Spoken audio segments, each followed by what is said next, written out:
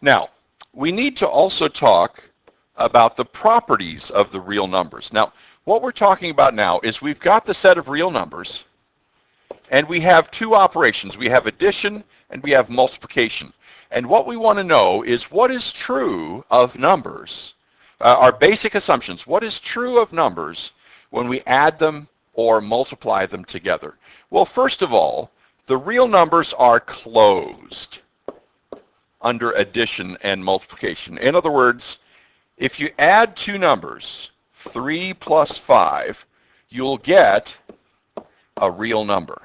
So if you add any two real numbers, let's just say A and B are real numbers. If you have A and B and you add them together, you'll get a real number. We call that closure under addition. Now, if you multiply two real numbers, A times B, you'll get a real number. So the real numbers are closed under addition and multiplication. That's kind of important, but it may be something that we'll use much later on, that if you add two real numbers, you get a real number. If you multiply two real numbers, you get a real number.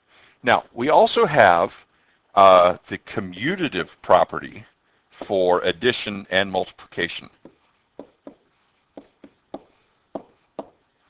Now, if you take two numbers like 2 and 3 and you add them together, you get the same thing you would get if you added 3 and 2. Now, what's happened here, if you look at this carefully, is that the two numbers are the same, but the order they appear around the addition sign is different.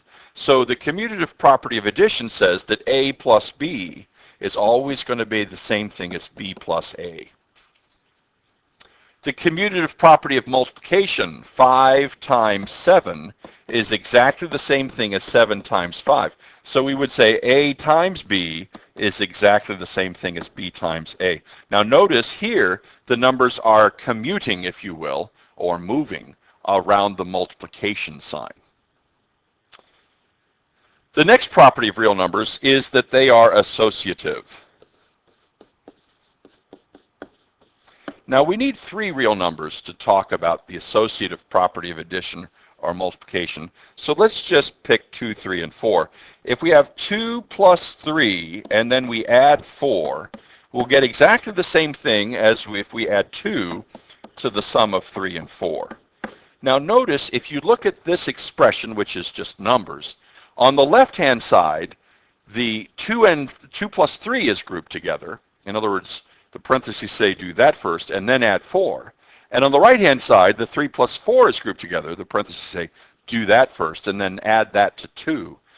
And if we do, we get the same answer. So the associative property of addition looks like this. A plus B in parentheses plus C is exactly the same thing as A added to B plus C in parentheses.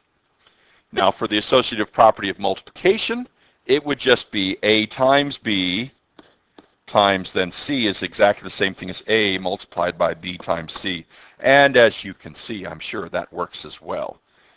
Now, we also have the property of identity.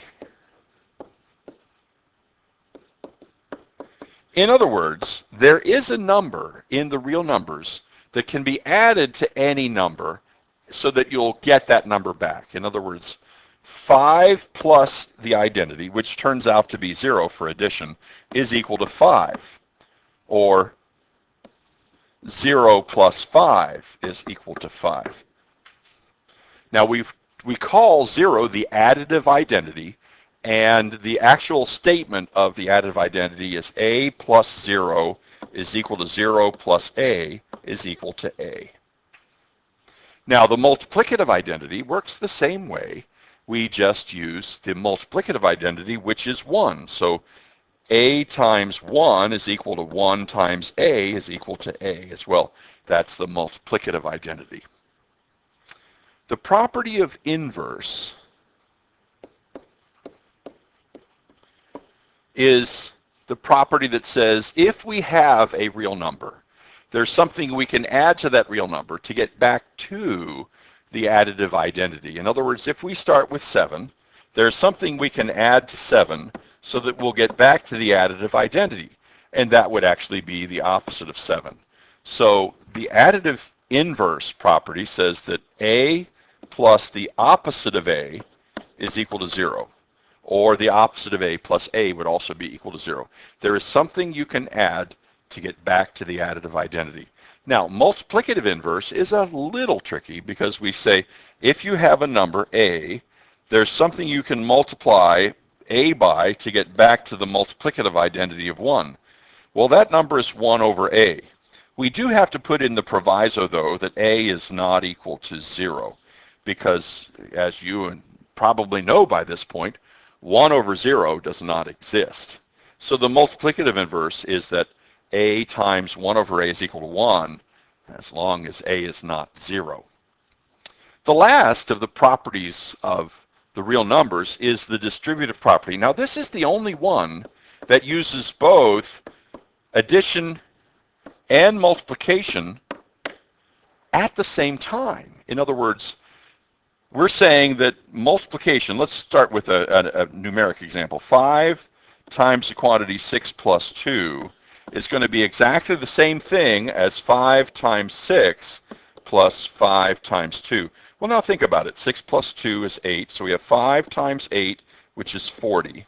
Now on this side, 5 times 6 is 30, 5 times 2 is 10, and 30 plus 10 is 40. I can do this.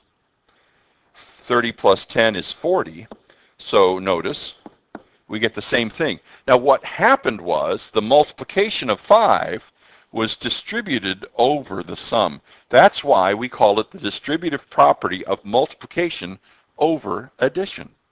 And it's the one property that relates addition with multiplication in our set of numbers. Now one more thing to talk about. We're going to put together the concept of variable and the properties of the real numbers, and we're going to talk about simplifying. So simplifying means to make any algebraic expression as simple as possible. If you have something like 5x plus 3x, you could think of this as saying, all right, these are two expressions. We have multiplication here, we have multiplication there, 5 times x and 3 times x. So both of those terms have a factor of x in them. So we could, by the distributive property, rewrite that as x times the quantity 5 plus 3. Now 5 plus 3 is 8, so you would have x times 8, or we usually write that as 8x. Now in Algebra 1, you just learned to say 5x plus 3x is 8x. And that's fine. I don't mind if you think of it that way.